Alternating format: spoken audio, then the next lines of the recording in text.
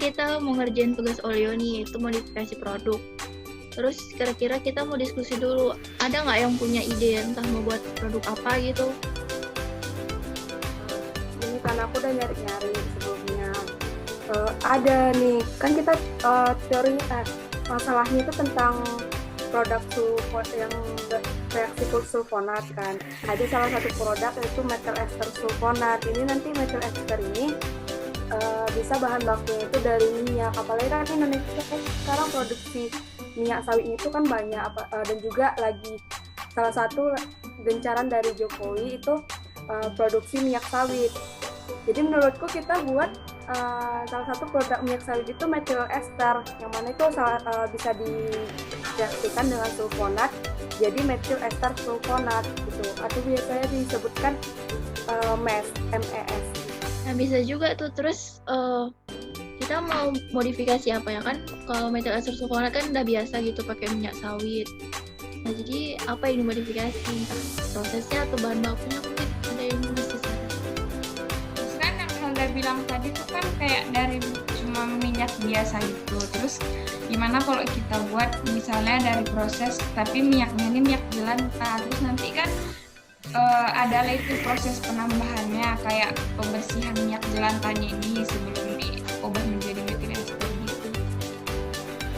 Ya juga ya, apalagi kan kalau minyak jelantah salah satu dia limbah kan. Kalau misalnya kita pakai minyak jelantah, bisa jadi proses yang kita buat tugas kita ini salah satu cara untuk mengurangi limbah dari minyak jelantah. Apalagi minyak jelantah itu termasuk limbah paling banyak di Indonesia, salah satu limbah terbanyak di Indonesia gitu kan. Menggunakan minyak jelantah kemungkinan biaya produksinya itu lebih tinggi daripada menggunakan CPO, karena dia prosesnya lebih ada lagi yang lebih daripada CPO gitu. Salah satunya untuk proses minyak jelantahnya terlebih dahulu sebelum masuk ke proses selanjutnya gitu. Ya nanti baru kita gabungin di PPT. Kasih WA tuh saran-sarannya.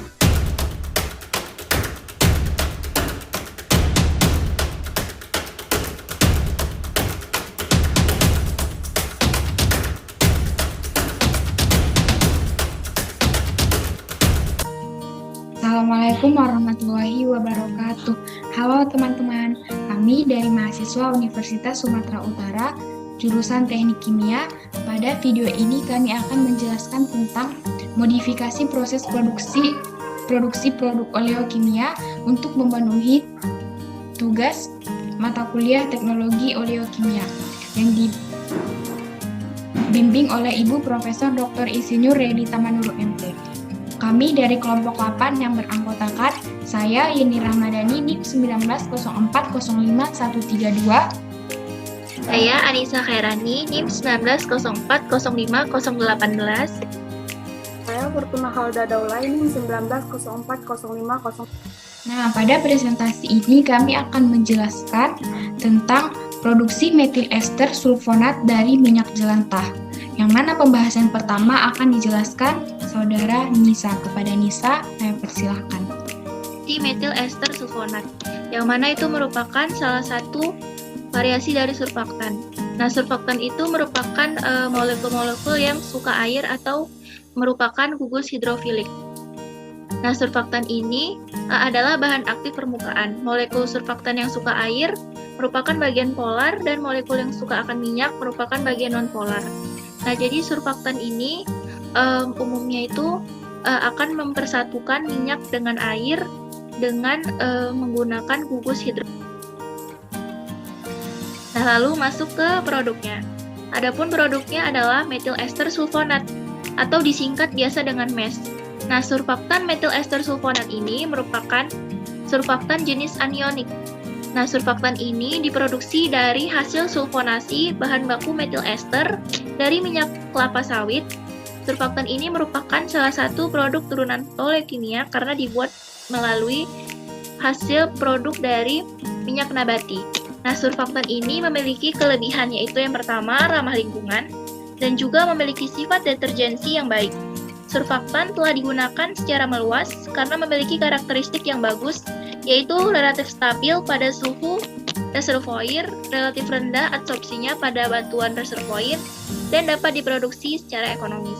Nah, kelebihan dan kekurangan dari methyl ester sulfonat.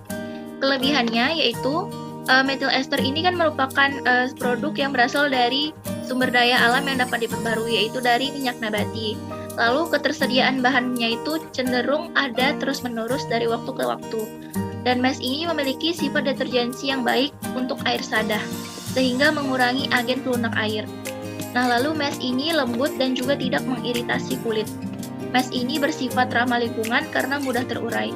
Nah, adapun kekurangannya, karena sifatnya yang masih asam, yaitu dapat menyebabkan korosi, dan pada enhanced oil recovery-nya, penggunaan surfaktan mes ini harus diuji dulu tingkat korosinya agar tidak terjadi kegagalan produk. Nah, setelah mengetahui penjelasan secara singkat tentang apa itu methyl ester sulfonat, di sini saya akan menjelaskan tentang bagaimana itu pembuatan methyl ester sulfonat menggunakan bahan baku minyak jelantah. Next. Proses yang pertama yaitu pembuatan methyl ester dari minyak jelantah. Next.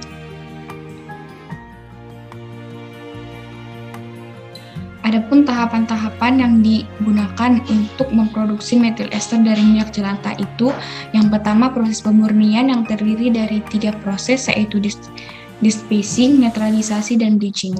Yang dimana despacing ini merupakan proses pengendapan atau pemisahan kotoran akibat bumbu dan kotoran dari bahan pangan yang bertujuan untuk menghilangkan partikel halus tersuspensi atau membentuk koloid seperti protein, karbohidrat, garam, gula, dan bumbu rempah yang digunakan untuk menggoreng bahan pangan tanpa mengurangi jumlah asam lemak bebas dalam minyak. Yang kedua itu proses netralisasi, yang dimana proses ini merupakan proses untuk memisahkan asam lemak bebas dari minyak dengan mereaksikan asam lemak bebas tersebut dengan larutan basah atau reaksi lainnya sehingga terbentuk sabun atau soap stock. Dimana proses ini juga dapat menghilangkan bahan penyedap warna gelap sehingga menjadi lebih jernih. Netralisasi dengan caustic soda atau NaOH banyak dilakukan dalam skala industri karena lebih efisien dan murah dibandingkan dengan cara netralisasi yang lainnya.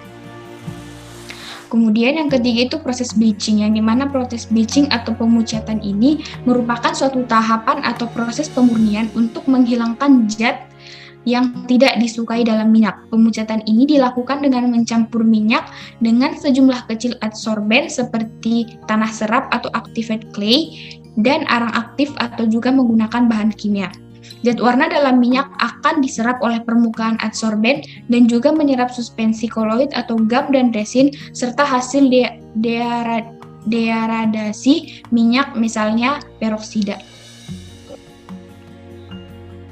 Nah, tahapan yang selanjutnya setelah dari proses pemurnian tersebut akan dilakukan proses esterifikasi, yang dimana proses esterifikasi atau deasidifikasi ini minyak jelantah melalui netralisasi alkali sebelum pembuatan biodiesel atau methyl ester sebagai alternatif katalis basa telah dilakukan untuk menurunkan kandungan asam lemak bebas hingga memenuhi kondisi transesterifikasi yang diinginkan. Proses esterifikasi ini dilakukan dengan mereaksikan minyak jelantah dengan metanol dengan rasio volume tertentu dengan katalis asam yang digunakan H2SO4 atau asam sulfat pada suhu 50 derajat Celcius selama 4 jam. Deasidifikasi dilakukan dengan menambahkan larutan NaOH pada suhu 60 derajat Celcius selama 30 menit, yang dimana minyak hasil esterifikasi inilah yang akan digunakan sebagai bahan baku pada proses transesterifikasi. Nah, tahapan yang ketiga adalah proses transesterifikasi. Proses ini pada prinsipnya merupakan proses pengeluaran gliserin dari minyak dan mereaksikan asam lemak menggunakan katalis basa. Katalis pada proses transesterifikasi adalah natrium hidroksida atau NaOH. Dalam reaksi transesterifikasi, katalis akan memecahkan rantai kimia minyak nabati sehingga rantai ester minyak nabati akan lepas.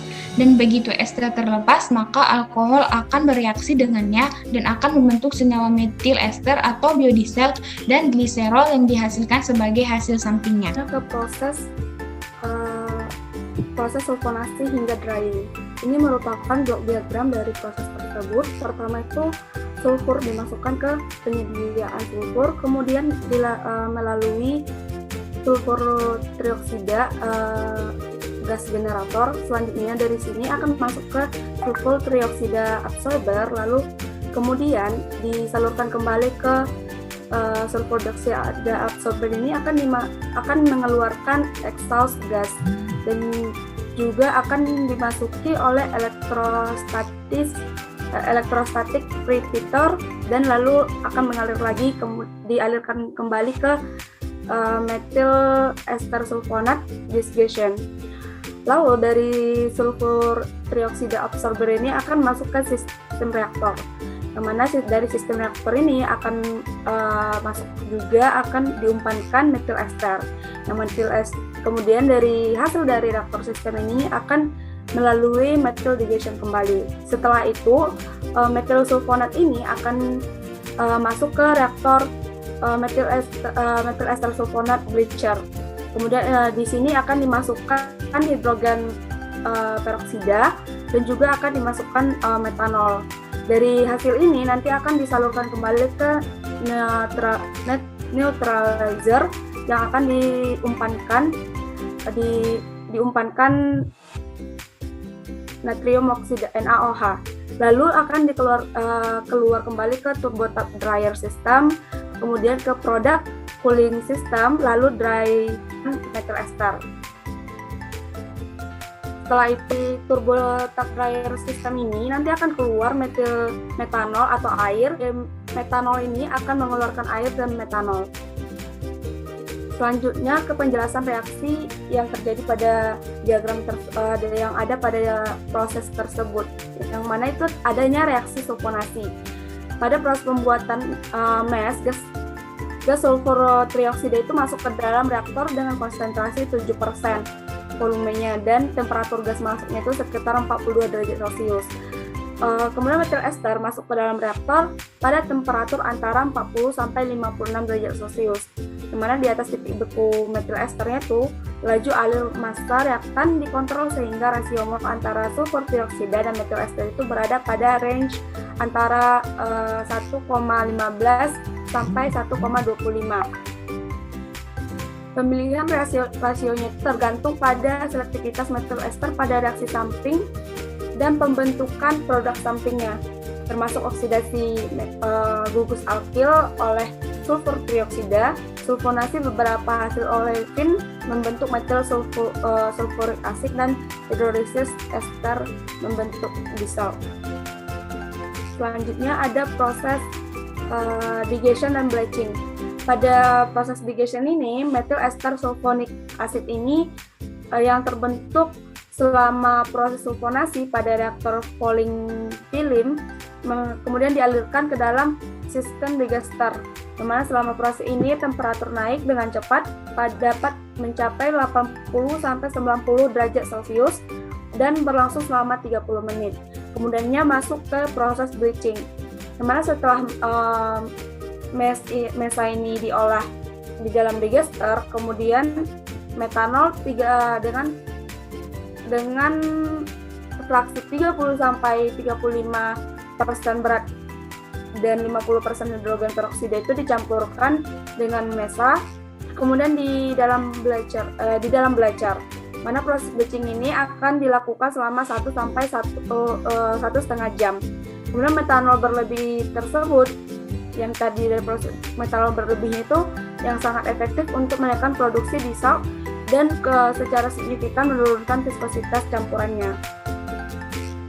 Kemudian masuk ke dalam proses netralisasi, yang mana proses netralisasi ini mesa itu akan yang telah mengalami pengurangan warna kemudian dinetralisasi dengan penambahan 50% NaOH, yang mana mesa ini yang telah dinetralisasi membentuk mesa dalam bentuk pasta reaksi netralisasi massa menjadi MES itu ditunjukkan pada reaksi di bawah ini, yang mana massa ditambahkan dengan NaOH lalu akan menghasilkan MES atau metil ester sulfonat, kemudian akan menghasilkan air juga. Selanjutnya ke dalam proses drying. Pada proses drying ini, MES yang telah dihasilkan tersebut akan dibentuk menjadi pasta, yang mana dikeringkan di dalam dryer untuk memisahkan air dan metanol sisanya. Mana MES ini masuk ke dalam proses pengeringan pada temperatur 145 derajat Celcius dan beroperasi pada kondisi vakum pada tekanan 120 sampai 200 torr. Pada tahap-tahap terakhir ini, pembuatan MES adalah semi-solid bar atau solid menyiapkan komposisi antara produk MES dalam bentuk liquid granul dengan menggunakan teknologi yang tepat. Selanjutnya akan dijelaskan oleh Anissa. Nah, baiklah, MES ini merupakan surfaktan, yang mana aplikasi surfaktan itu di industri yaitu sebagai bahan baku utama untuk industri deterjen dan pembersih lainnya, sebagai bahan emulsifer atau pencampur antara minyak dan air, yaitu pada industri kosmetik dan farmasi, dan sebagai bahan baku emulsifer untuk sanitasi industri pangan, dan sebagai pewarna makanan.